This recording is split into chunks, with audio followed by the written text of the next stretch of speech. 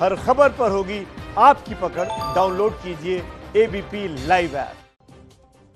और अब बात करेंगे बिहार की, जहां लोग बारिश से बहुत ज्यादा बेहाल हैं। कहीं पुल टूट रहे हैं, कहीं गांव के गांव पानी में समा चुके हैं।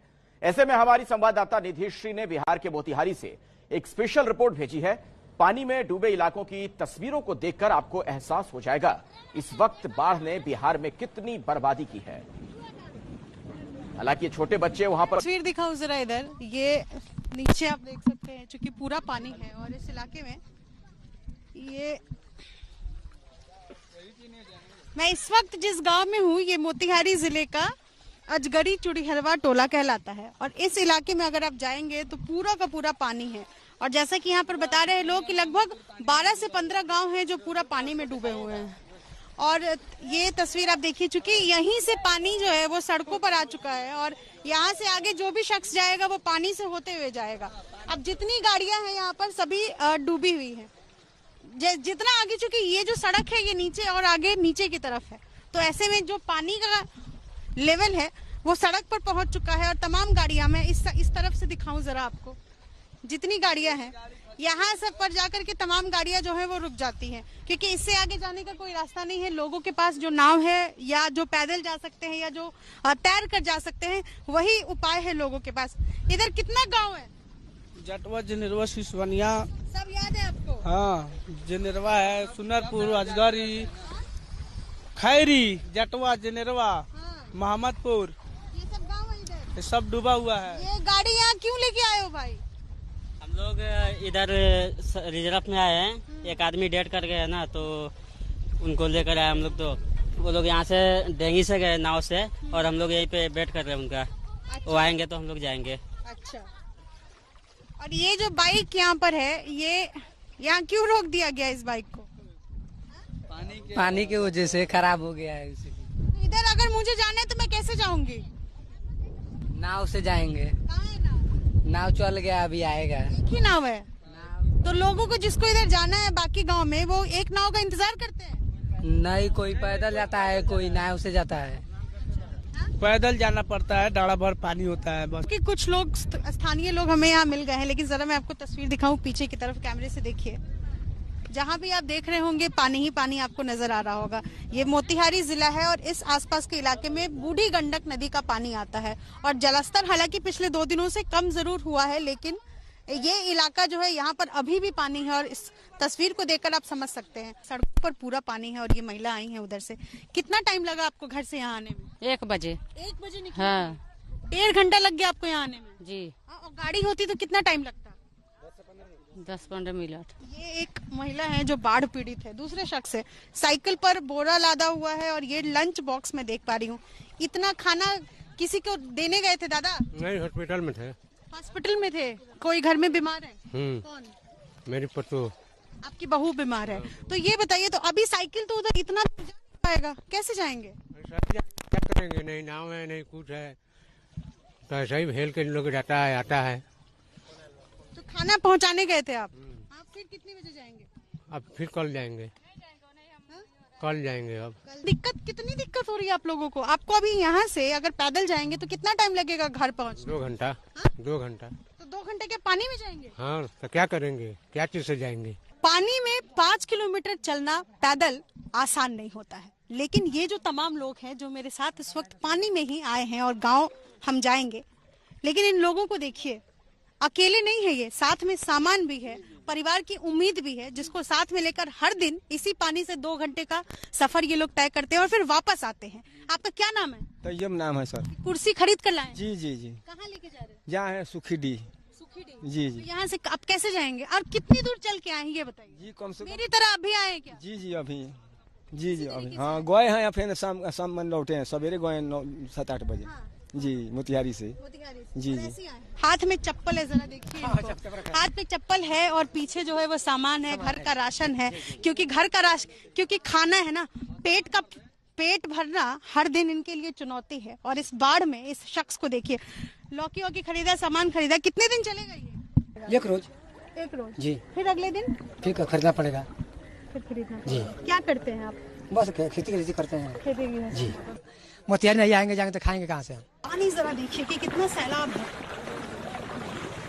और ये जो स्थिति है, ये जो तस्वीर है, ये आपको अक्सर जुलाई, अगस्त, सितंबर महीने तक इसी तरीके से दिखाई देती है। डी चौक से हम पानी में चले और यहाँ सिसवनिया गांव पहुंचे हैं और पानी में कितना किलोमीटर का सफर हमने तय किया है, इसके लिए मैं आपको सबसे पहले मोबाइल के जरिए ये दिखा रही हूँ कि यहाँ जहाँ मैं पहुंची हूँ, यहाँ से लगभग 12 मिनट अगर मेरे पास गाड़ी होती या आम दिनों में अगर मैं आई होती इस गांव में, तो यहाँ से लगभग 5 किलोमीटर का रास्ता 12 मिनट में तय किया होता। 4.6 किलोमीटर यहाँ पर आप साफ देख सकते हैं लिखा हुआ है, यानी 12 मिनट लगते।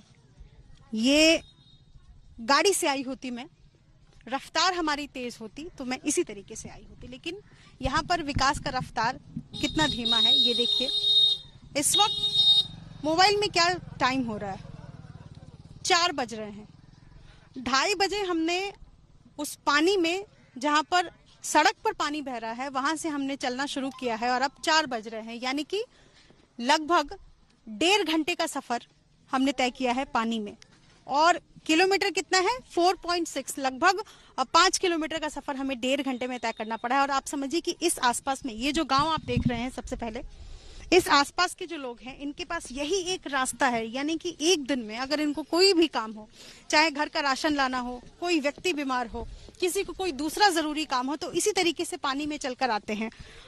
और यहाँ सबसे बड़ी मुसीबत की बात यह है कि इन लोगों को कोई भी सरकारी नाव अब तक उपलब्ध नहीं हुआ है, ये एक सबसे बड़ी दिक्कत है। हमारे साथ एक और शख्स है, आप तो मेरे साथ वहाँ से पैदल चल के आए हैं, इसी तरह हर दिन आते हैं? जी हर दिन आते हैं हम लोग। जी क्या नाम है आपका? जी ऐनुल नाम है सर। हमको क्या करे, डाड़ा पर पानी, हमको हेल्थ का है, खाना पीना रास्ता नहीं है हम लोग का, सब्जी किनना पड़ता है तो हम लोग जाना पड़ता है। साफ देखिए जरा पीछे, जो गेहूँ नहीं खाते। ये इसी तरीके से आप समझिए कि इस पानी के जरिए मैं आई हूँ और पानी में बिच्छू, सांप, सभी का डर एक साथ बना रहता है और लोग किस कदर मजबूर हैं ये आप सांप देखकर समझ सकते हैं। तो इस तरीके की दिक्कतें आती हैं, यानी कि लगभग 5 किलोमीटर का सफर हमें 12 मिनट में तय करना था, हमें तय करने में 1.5 घंटे लगे हैं। तो मोतिहारी की तस्वीर तो आपने देख ली, अब आपको ले चलते हैं दरभंगा। यहां पहुंचे हमारे संवाददाता आदर्श। दरभंगा की कमला बलान नदी का जलस्तर लगातार बढ़ रहा है और इस वजह से दरभंगा के गोपालपुर गांव के नजदीक कमला नदी का बांध टूट गया। गांव में पानी घुसने की वजह से लोग अपने परिवार के साथ अब रेलवे ट्रैक के किनारे तंबू तानकर रहने को मजबूर हैं। इस वक्त हम दरभंगा के गोपालपुर गांव में मौजूद हैं। ये वो गांव है जो कमला नदी के किनारे पर बसा है और कमला बालान नदी का जो बांध है, जो तटबंध है, वो टूट चुका है और इसकी वजह से गांव के अंदर भी पानी भरा हुआ है। सबसे पहले तो मैं आपको इस नदी की तस्वीर दिखाऊंगा।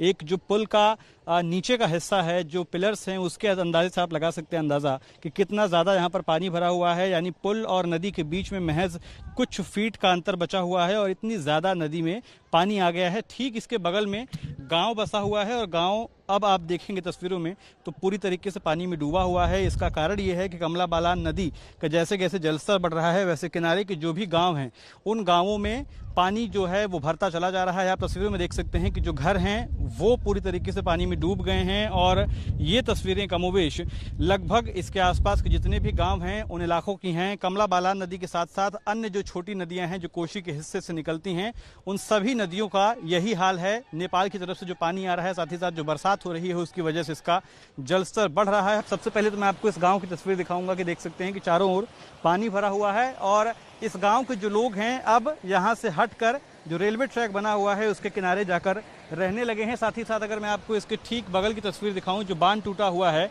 तो वो आप देख सकते हैं कि अब इसे जोड़ने का काम हो रहा है। इस बांध को यहां पर धीरे धीरे जोड़ा जा रहा है ताकि जो कमला बालान नदी का पानी है वो यहाँ पर गाँव में घुसने से रोक सके। लेकिन फिलहाल इस पानी का जो वेग है, जो रफ्तार है, वो आप देख सकते हैं कि कितनी तेजी के साथ ये पानी धीरे धीरे अंदर घुस रहा है और बहुत मुमकिन है कि अगर ऐसे ही घुसता रहे तो आसपास के जो और गांव हैं वहां भी इसका पानी घुस जाएगा। फिलहाल यहाँ पर ऐसे सीमेंट की बोरियां और मट्टी भरकर इसे बांधने की कोशिश की जा रही है। क्या नाम है आपका?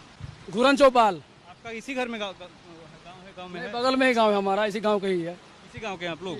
तो कब से बांध रहे हैं? हम लोग कल से बांध रहे हैं, कल 3 बजे से। पानी तो घुस गया होगा आसपास? पूरा गांव में पानी घुसा है सर, अगल बगल पूरा गांव में चला गया पानी। कहाँ रह रहे हैं सब लोग? हम लोग क्या करेंगे, अभी घर में तो बाहर रहते हैं अभी। क्या चाचा, क्या नाम हुआ आपका? पुन्नू चौपाल। कहाँ रह रहे हैं आप लोग? पिंडाउच में रहते हैं, सब पूरा पानी हुआ भरा हुआ था। रेलवे ट्रैक पर लेके चला गया सब लोग को। रेलवे ट्रैक पे भी गए हैं। जानवर सब सर रेलवे ट्रैक पे लेके चला गया, कहाँ रहेगा जानवर? मवेशी है, गाय है, भैंस है, बैल है, सब वहाँ पे गए लेके। ये जिस रफ्तार से पानी घुस रहा है तो और गांव में भी घुस जाएगा। और गांव में यहाँ पे अगल बगल का कुसुमपट्टी है, दुष्टोली है, हरिहरपुर है, सब गांव में पानी घुस चुका है। सभी गांव में फसल पूरा बर्बाद हो चुका है। ये हर बार टूटता है या ऐसी बार टूटा? हर बार टूटता है ये, हर बार टूट जाता है। हाँ जी। कोई इसको बांधने के लिए प्रबंध नहीं? कोई मजबूत काम नहीं इसको नहीं हो रहा है। हर साल का जो यही स्थिति है सर, 3 साल से कंटिन्यू सर टूटता आ रहा है। और यहाँ का जो प्रतिनिधि है, हम लोग हर साल सूचित करते जा रहे हैं उनको, लेकिन फिर भी यहाँ पे कार्य सर ठीक ठाक नहीं हो पा। काम ही होता है मतलब?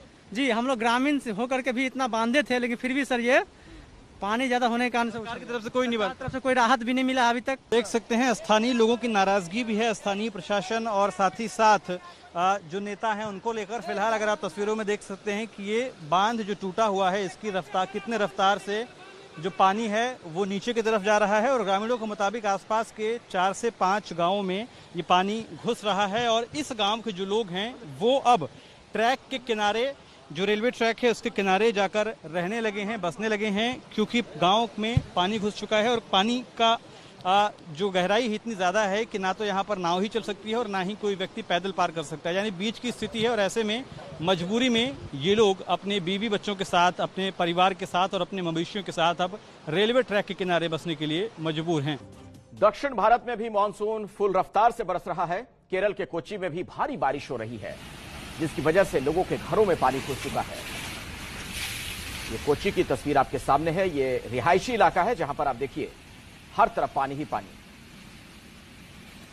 समंदर की ऊंची लहरें और फिर उसके बाद आप देखिए जो तटवर्ती हिस्सा है वहां पर लोगों के घरों तक में पानी घुस चुका है।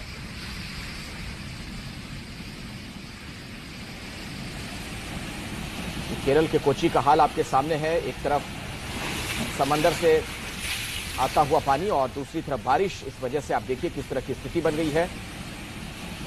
लोगों के घर बार डूब चुके हैं। ये जो तटवर्ती हिस्सा है, समुद्र के बिल्कुल बगल का हिस्सा, वहां के हालात देख रहे हैं आप। आइए अब आपको यूपी लिए चलते हैं, जहां बुलंदशहर के लखावटी क्षेत्र से गुजरने वाली गंग नहर का पानी अचानक बढ़ने से किसानों को नुकसान हो गया है। गंग नहर का पानी अचानक खेतों में पहुंच गया, जिसकी वजह से किसानों के फसलों को नुकसान हुआ है और कई बीघा फसल पानी में डूब गई। गाजियाबाद में आज हल्की बारिश के बाद दिल्ली सहारनपुर को जोड़ने वाली मुख्य मार्ग पानी से भर गया। इसके विरोध में एक युवक ने नाव चलाकर अपना विरोध प्रदर्शित किया है। आप तस्वीरें देखेंगे। इस रोड को हाईवे का दर्जा प्राप्त है और ये दिल्ली को यूपी के कई इलाकों से जोड़ता है।